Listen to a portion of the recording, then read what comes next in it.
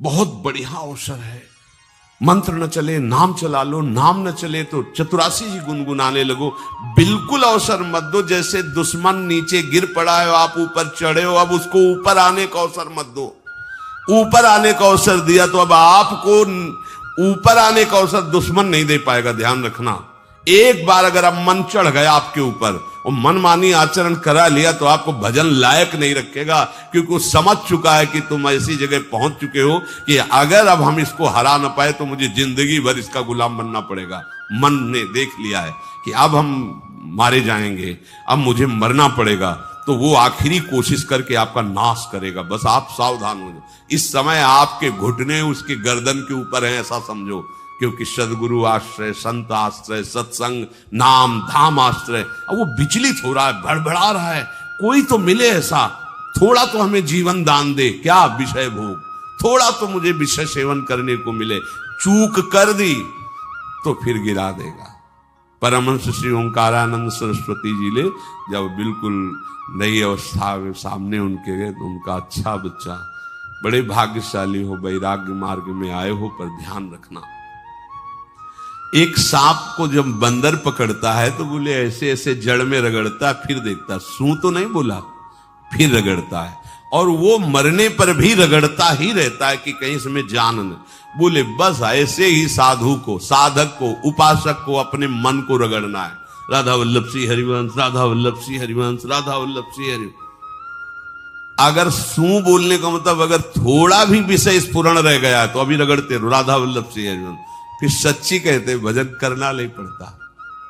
जैसे भजन थोड़ी करना पड़ता है ही नहीं भजन, किसी और कुछ क्या करे, कुछ है ही नहीं यंत्रों में, वो स्फुरते केवल वही। अब उसको भजन थोड़ी करना है, रह ही नहीं गया, कुछ करना ही नहीं रह गया है।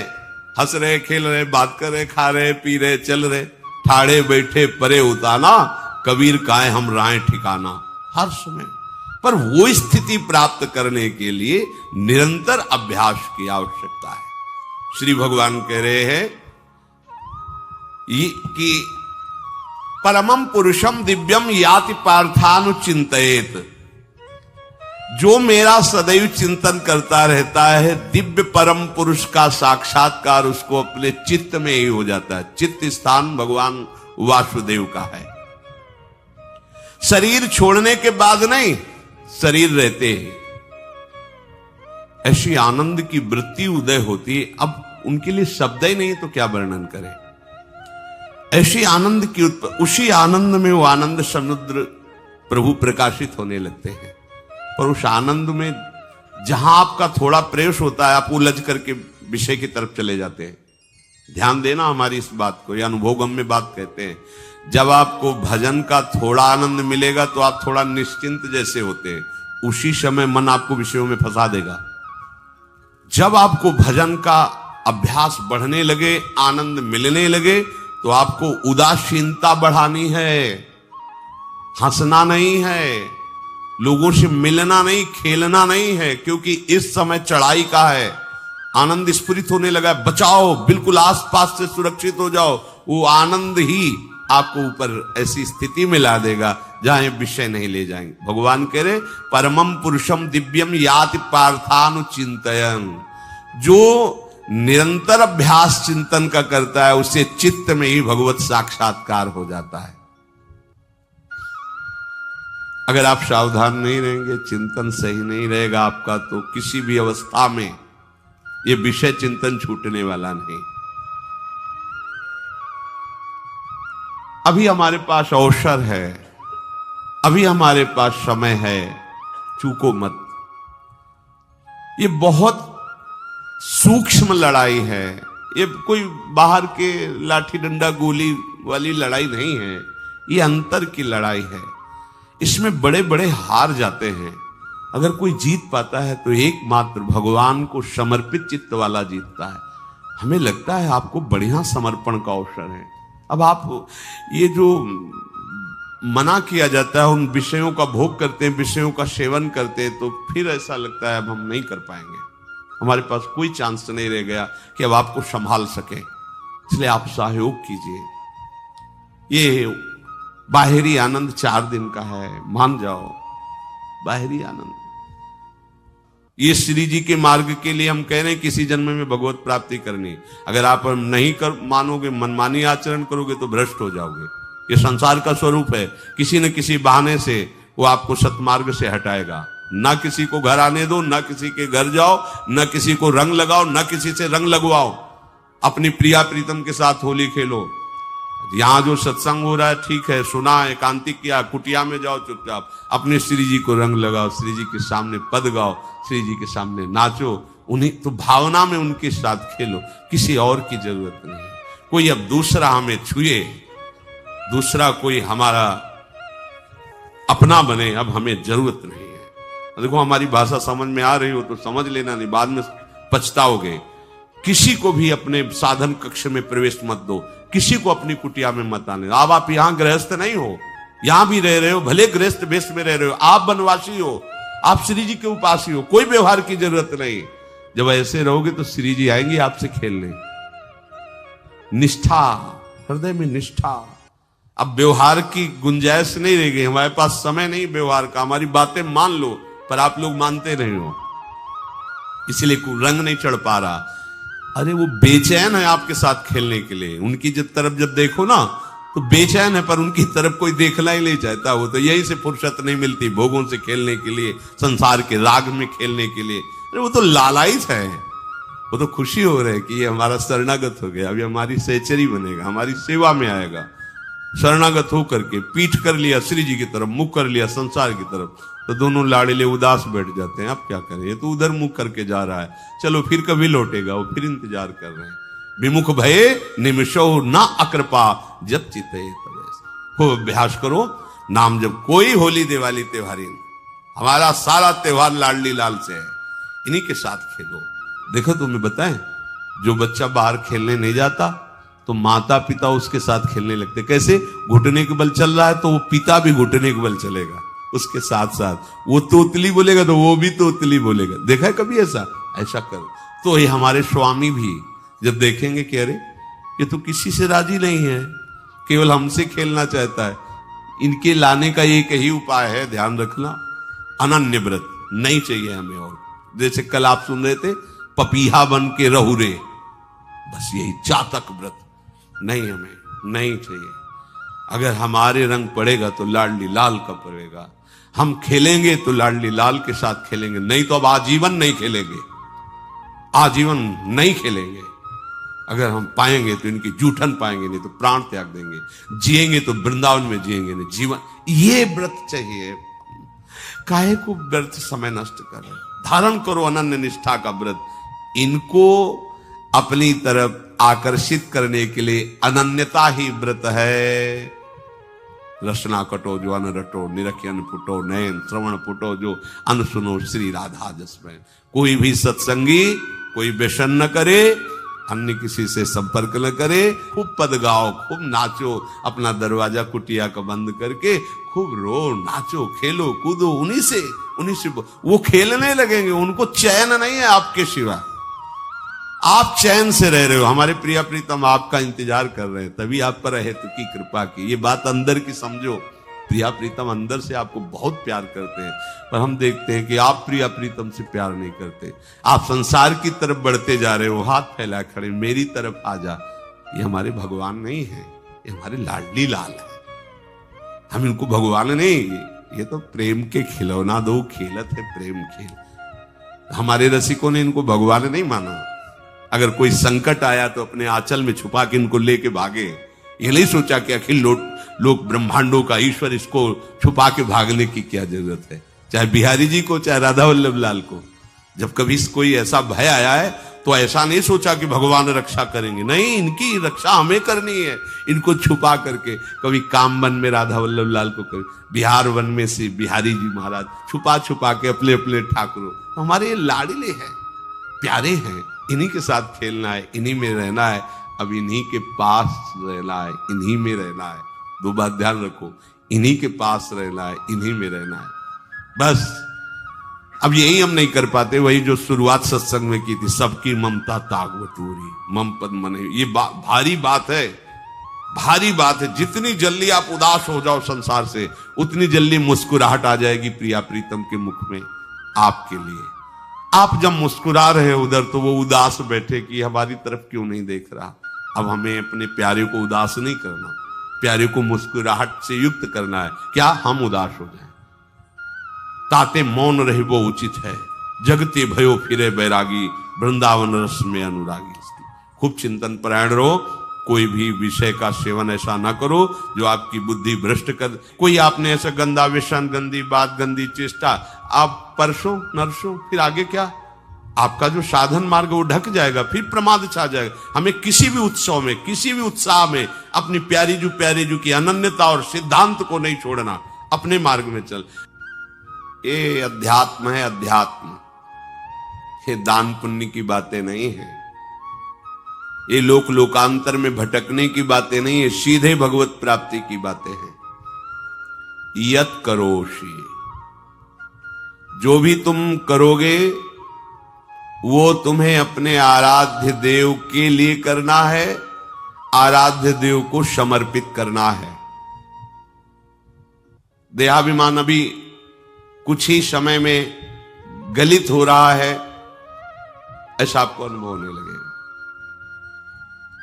कैसे समझेंगे?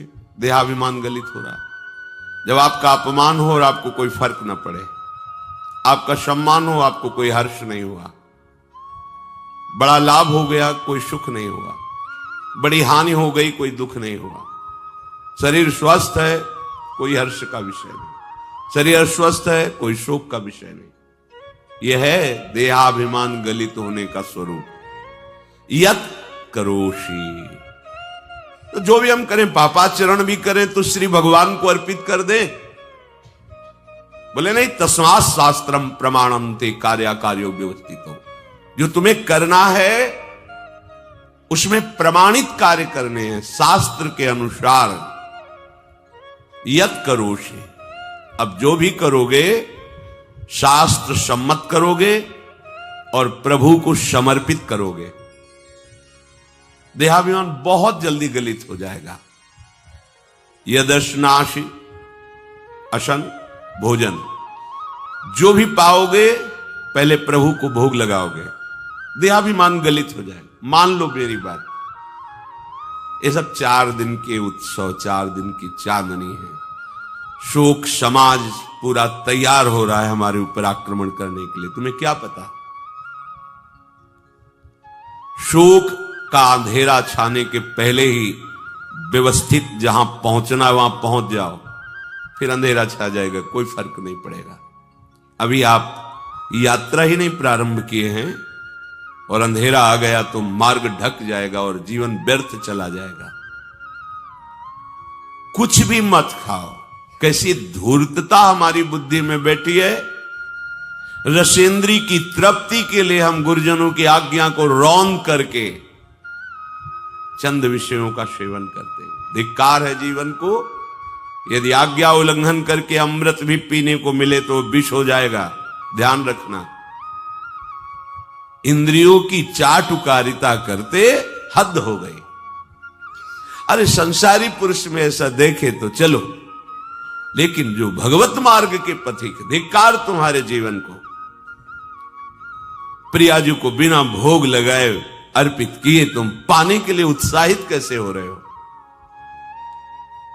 जिन वस्तुओं को निषेध किया गया है उनकी तरफ स्वप्न में भी अगर गति हो तो जलन होनी चाहिए कि स्वप्न में भी हमने कैसे स्वीकार कर लिया।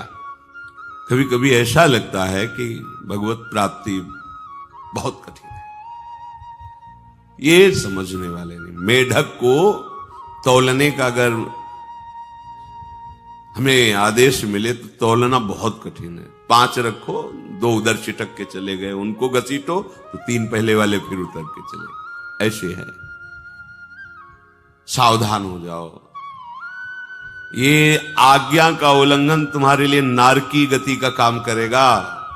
अगर आज्ञा है कि अमृत नहीं पीना तो मत पीना, नहीं वो विष हो जाएगा। और अगर आज्ञा है विष पी लीजिए तो गरल सुधा रिपु करहि मिताई, गोपद सिंधु अनल शीतलाई।